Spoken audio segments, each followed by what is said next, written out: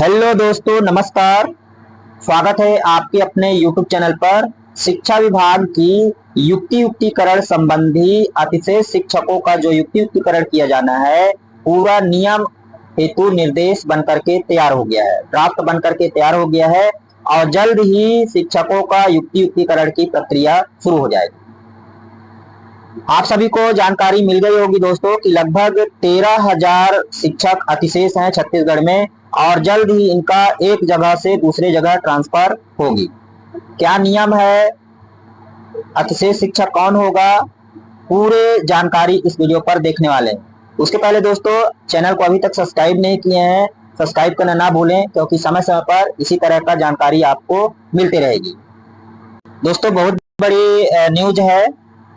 शिक्षा विभाग, उच्च शिक्षा विभाग के द्वारा शिक्षकों को युक्तियुक्तिकरण के संबंध में पूरा नियम ड्राफ्ट बनकर के तैयार हो गया है।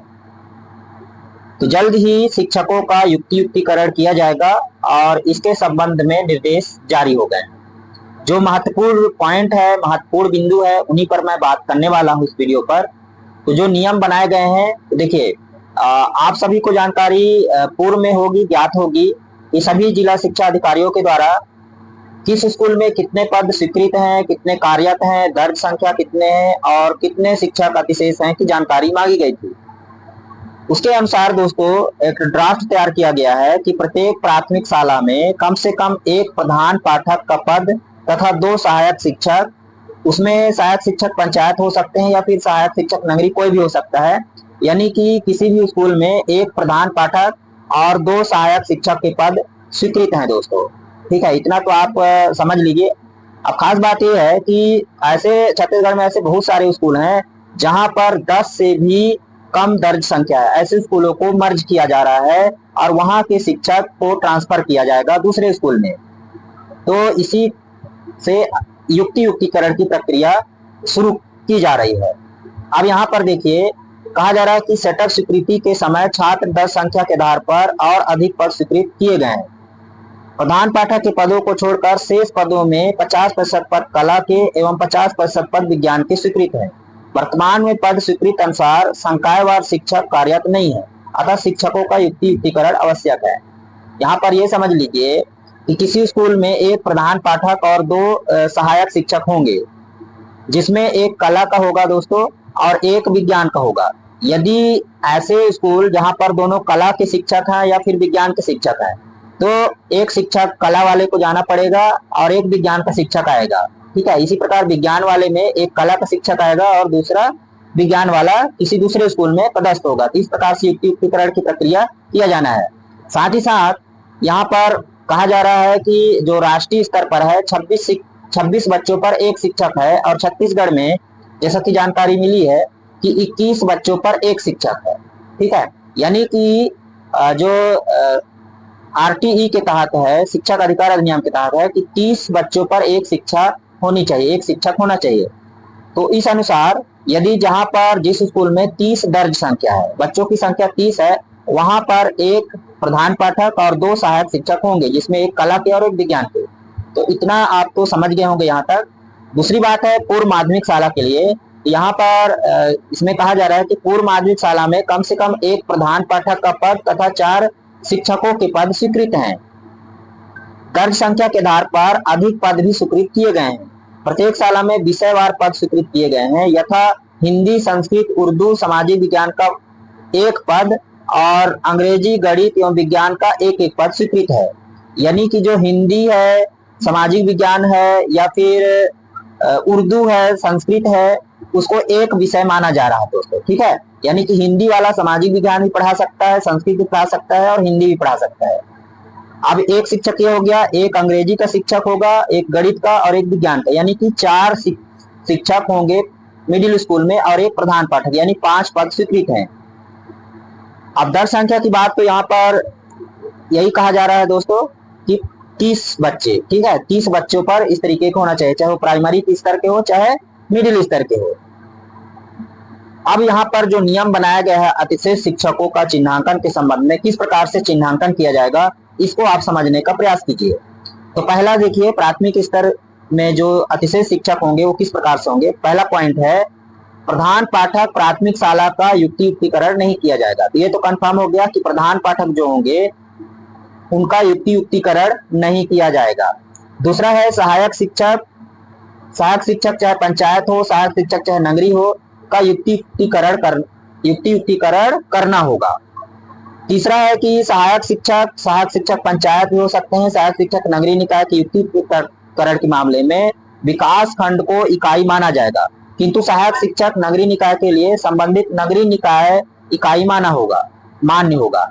यहाँ पर ये है दोस्तों पॉइंट नंबर 3 में कि विकास खंड स्तर पर ही आपको युक्ति युक्तिकरण की प्रक्रिया की जाएगी और विकास खंड स्तर पर ही आपको दूसरे स्कूल में पदस्थ किया जाएगा, किसी दूसरे विकास खंड में आपको नहीं भेजा जाएगा। इसी प्रकार नगरीय निकाय के अंतर्गत नगरीय निकाय में ही आपको पोस्टिंग दी जाएगी।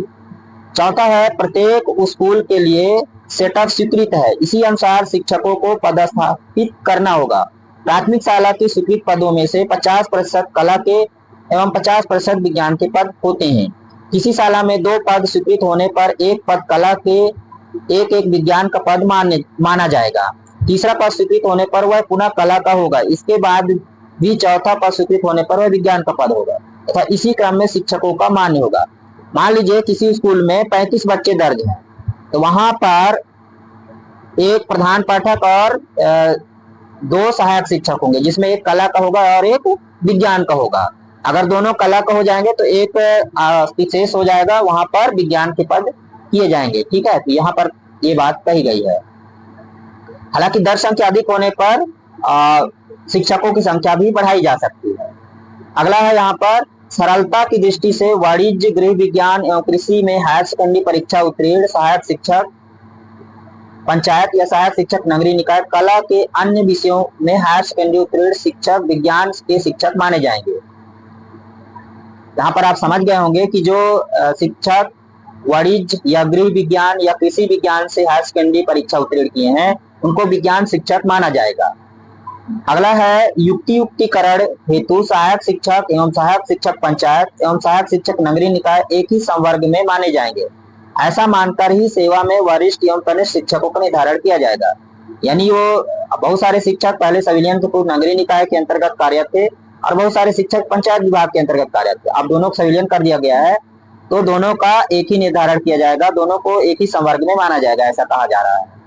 अगला पॉइंट है कि किसी स्कूल में सेटअप अनुसार स्वीकृत संकायवार पदों से अधिक शिक्षक कार्यरत होने की दशा में वे शिक्षक अति शेष होंगे जिनकी पदस्थापना उक्त शाला में उस संवर्ग में बाद में हुई है। अर्थात अगर किसी शाला में 2 कला के एवं 1 विज्ञान का पद स्वीकृत है और कला संकाय के 4 शिक्षक कार्यरत हों तो कला संकाय के 2 पहले पदस्थ शिक्षकों को छोड़कर शेष 2 शिक्षक का अतिशेष माना जाएगा। यहाँ पर यह बात आ रही है दोस्तों कि मान लीजिए आपके यहाँ दर संख्या कम है, मान लीजिए 26 बच्चों से दर संख्या कम है और जो शिक्षक बाद में ज्वाइन किया है, जूनियर है, वो शिक्षक अतिशेष माना जाएगा, उसे किसी दूसरे स्कूल में भेजे जाएंगे। इस तरीके से इसमें जूनियर और सीनियर का मामला आ रहा है, यानी कि सीनियर जो शिक्षक होंगे उनका अतिशेष नहीं होगा, जो जूनियर शिक्षक होंगे उनको अतिशेष माना जाएगा। अब यहाँ पर देखिए पूर्व माध्यमिक शाला, उच्च प्राथमिक शाला स्तर के जो अतिशेष शिक्षकों का चयन किस प्रकार से किया जाएगा। पहला पॉइंट है प्रत्येक पूर्व माध्यमिक शाला या उच्च प्राथमिक शाला में एक प्रधान पाठक का पद स्वीकृत है, अतः प्रधान पाठक का युक्ति युक्तिकरण नहीं किया जाएगा। तो प्राथमिक और मिडिल दोनों में ही कहा जा रहा है कि प्रधान पाठक का युक्ति युक्तिकरण नहीं किया जाएगा। दूसरा है पूर्व माध्यमिक शाला में शिक्षक या फिर शिक्षक पंचायत, शिक्षक नगरीय निकाय के पद स्वीकृत हैं, इसलिए इन पदों में कार्यरत अतिशय शिक्षक का ही युक्ति युक्तिकरण करना होगा, यानी कि केवल और केवल शिक्षक का ही युक्ति युक्तिकरण किया जाएगा, प्रधान पाठक का युक्ति युक्तिकरण नहीं किया जाएगा। तीसरा है शिक्षक के युक्ति युक्तिकरण के मामले में जिले की इकाई माना जाएगा, जबकि नगरीय निकाय के शिक्षक हेतु संबंधित नगरीय निकाय इकाई होगी। देखिए प्राथमिक स्तर पर विकास खंड को इकाई माना जाएगा और शिक्षक की स्थिति में जिले के अंदर आप किसी भी विकास खंड में आपकी पदस्थापना की जा सकती है युक्ति युक्तिकरण के तहत।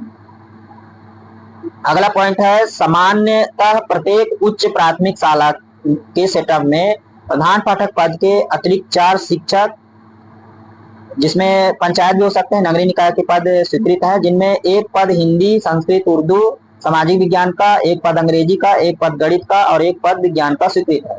यानी कि जो हिंदी वाला होगा वो संस्कृत, सामाजिक विज्ञान, उर्दू और हिंदी यानी तीनों विषय पढ़ाने के लिए एक शिक्षक मान्य होगा, और एक पद अंग्रेजी का, एक पद गणित का, एक पद विज्ञान का होगा। इसके अतिरिक्त यदि कोई दूसरा हिंदी का आ जाता है तो उसको अतिशेष माना जाएगा। अगला पॉइंट है शिक्षक, शिक्षक पंचायत एवं शिक्षक नगरीय निकाय को युक्ति युक्तिकरण के लिए एक ही संवर्ग माना जाएगा, चाहे वो पंचायत का कर्मी हो या नगरीय निकाय को। हालांकि अब नगरीय निकाय पंचायत को संविलियन कर दिया गया है सभी शिक्षकों का।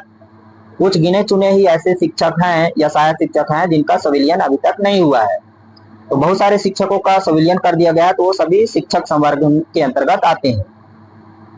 अगला पॉइंट है प्रत्येक विषय के जितने पद स्वीकृत होंगे उतने शिक्षक ही पदस्थ माने जाएंगे। विषय के स्वीकृत पदों से अधिक शिक्षक कार्यरत होने पर शिक्षक अतिशेष माने जाएंगे। अतिशेष शिक्षक शिक्षक वह होगा जो अपने विषय वाले शिक्षक से सबसे कनिष्ठ होगा, अर्थात अगर विज्ञान का एक पद स्वीकृत है और 2 विज्ञान के शिक्षक कार्यरत हैं तो वरिष्ठ शिक्षक को छोड़कर जो एक कनिष्ठ शिक्षक होगा उसे अतिशेष माना जाएगा। यहाँ भी वही है दोस्तों, सीनियर और जूनियर का जो बाद में ज्वाइन करेंगे जो शिक्षक उसको अतिशेष माना जाएगा दर संख्या कम होने की स्थिति में। अब किस प्रकार से युक्ति युक्तिकरण की होगा, जिसमें देख पा रहे हैं युक्ति युक्तिकरण हेतु प्रत्येक विकासखंड में निम्नानुसार युक्ति युक्तिकरण समिति गठित होगी, जिसमें मुख्य कार्यपालन अधिकारी, सहायक आयुक्त, आदिम जाति विकास विभाग के प्रतिनिधि, विकासखंड शिक्षा अधिकारी, और दूसरा है युक्ति युक्तिकरण हेतु जिला स्तर पर जो शिक्षकों का युक्ति युक्त किया जाएगा, उसमें जो अध्यक्ष होंगे जिला कलेक्टर होंगे और सदस्य होंगे मुख्य कार्यपालन अधिकारी जिला पंचायत, और नगरीय निकाय नगर पालिका का आयुक्त मुख्य नगर पालिका अधिकारी होंगे सदस्य, साथ साथ जिला शिक्षा अधिकारी, सहायक आयुक्त आदिम जाति कल्याण विभाग जो सचिव होंगे। विकास खंड स्तरीय युक्ति युक्तिकरण संबंधी समिति अतिशेष शिक्षक, सहायक शिक्षक, सहायक शिक्षक पंचायत या सहायक शिक्षक नगरीय निकाय शिक्षक या फिर शिक्षक की स्थिति में चिन्हांकन करेगी। ठीक है, विकास खंड स्तर में चिन्हांकन की जाएगी, और ये चिन्हांकन पहले भी किया जा चुका है। आप सभी को ज्ञात होगा कि जानकारी मांगी गई थी, कितने यहाँ आपके यहाँ दर्ज है, कितने कार्यरत हैं, कितने स्वीकृत हैं, तो ये सूची उनको प्राप्त हो चुकी है। तो अब विभागवार एवं संकायवार वरिष्ठता सूची प्रसारित कर शिक्षकों से दावापत्ति आमंत्रित की जाएगी। दावापत्ति के निराकरण पश्चात अतिशेष शिक्षकों की अंतिम वरिष्ठता सूची जारी की जाएगी। तत्पश्चात शालाओं की संकायवार रिक्त पदों की सूची बनाई भी जाएगी। अतिशय शिक्षकों की सूची समिति द्वारा यह प्रमाणित किया जाएगा कि निम्नानुसार अतिशय शिक्षकों का चिन्हांकन किया गया है, अतः इसमें अन्यत्र संलग्न शिक्षक का भी नाम शामिल है। दूसरी सूची संकायवार विषय वार रिक्त पदों की होगी, इसमें भी यह प्रमाणित किया जाएगा कि शालाओं में उपरोक्त पद रिक्त है तथा कोई भी रिक्त पद छुपाया नहीं गया। दोनों सूचियों के आधार पर पदस्थापना प्रस्तावित करते हुए जिला स्तरीय समिति को भेजा जाएगा। जिला स्तरीय समिति विकास खंड को प्राप्त सूचियों का परीक्षण कर युक्ति युक्तिकरण करने के निर्देश प्राप्त करने हेतु जिला कलेक्टर को प्रस्ताव प्रस्तुत करेगी। इसके बाद मुख्य कार्यपालन अधिकारी जिला पंचायत द्वारा अपनी अनुशंसा सहित प्रस्ताव जिला कलेक्टर को प्रेषित किया जाएगा। अतिशेष शिक्षकों को पदस्थापना निकटतम स्थान पर निम्नानुसार प्राथमिकता के क्रम में की जाएगी। यह क्रम निम्नानुसार होगी, जैसे निःशक्त जन, महिला या पति पत्नी, इस तरीके के जो शिक्षक होंगे उनको पहले से सेटअप अनुसार प्राथमिकता दी जाएगी। सहायक शिक्षक या सहायक शिक्षक पंचायत के युक्तिकरण हेतु विकास खंड को इकाई माना जाएगा। विकास खंड स्तरीय समिति अपनी अनुशंसा जिला स्तरीय समिति को युक्तिकरण हेतु प्रेषित करेगी तथा जिला स्तरीय समिति उसे अंतिम रूप देकर पदस्थापना स्थान अनुमोदित कर आदेश जारी करने हेतु संबंधित विकास खंड के मुख्य कार्यपालन अधिकारी जनपद पंचायत विकास खंड शिक्षा अधिकारी को प्रेषित करेगी। आप समझ गए होंगे दोस्तों। अगला है कि विभागीय यथा शिक्षा आजा का नगरीय प्रशासन पंचायत के शिक्षकों के युक्तिकरण हेतु उनके समक्ष अधिकारी द्वारा आदेश कलेक्टर के अनुमोदन उपरांत जारी किया जा सकेगा। विकास खंड में अतिशेष सहायक शिक्षक पंचायत में पदांकन के बाद भी यदि अतिशेष शिक्षक बच जाते हैं तो इनका पदांकन किसी अन्य विकास खंड में करना है। इसका निर्णय जिला कलेक्टर द्वारा किया जाएगा। सहायक शिक्षक पंचायत विकास खंड कैडर का शिक्षक है, अतः विकास खंड के अंदर ही पदांकन किया जाएगा, किंतु नियमित सहायक शिक्षक पदांकन जिले में कहीं भी किया जा सकेगा। आप समझ गए होंगे दोस्तों कि यदि विकास खंड में अतिशेष शिक्षक नहीं है, विकास खंड में अतिशेष शिक्षक हैं और पूरा सेटअप बन गया है, अगर ऐसे फिर भी बच रहे हैं, अतिशय शिक्षक हो रहे हैं, तो उनको अन्य विकास खंड में भेजा जाएगा। अगला है शिक्षक की स्थिति में कि नगरीय निकाय या शिक्षक नगरीय निकाय का कैडर संबंधित नगरीय निकाय का होता है, अतः अतिशय शिक्षक और युक्तियुक्त संबंधी नगरीय निकाय में ही होगा। जब संबंधित नगरीय निकाय पद रिक्त ना हो और अतिशय शिक्षक शेष हो तो उनके पदांकन का निर्णय जिला कलेक्टर द्वारा किया जाएगा। नगरीय निकाय में कहाँ पदांकन करना है यह जिला कलेक्टर द्वारा तय किया जाएगा। सर संबंधित विभाग युक्तियुक्तिकरण हेतु यथोचित विभागीय निर्देश उपरोक्त निर्देशों के अतिरिक्त जारी करेंगे। उपरोक्त अनुसार कार्यवाही संपन्न कर युक्तियुक्तिकरण किया जाए। युक्तियुक्तिकरण के संबंध में अंतिम निर्णय कलेक्टर की अध्यक्षता में जिला स्तरीय समिति द्वारा लिया जाएगा। पूरी प्रक्रिया आप समझ गए होंगे, किस प्रकार से अतिशय शिक्षक माना जाएगा, क्या सेटअप होगा, कौन इनके समिति के अध्यक्ष होंगे।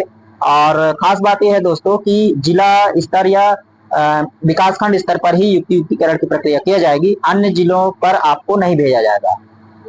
और साथ ही साथ महिला जो होंगे या पति पत्नी होंगे या निःशक्त अभ्यर्थी निःशक्त शिक्षक होंगे, उनकी प्राथमिकता के आधार पर युक्तियुक्तिकरण किया जाएगा। तो जानकारी मिल गई होगी आप सभी को। इसी तरह जानकारी हम समय समय पर लाते रहेंगे आपके लिए, तो बने रहना है आपको हमारे चैनल के साथ। मिलते हैं फिर नई जानकारी के साथ, तब तक ले जय हिंद।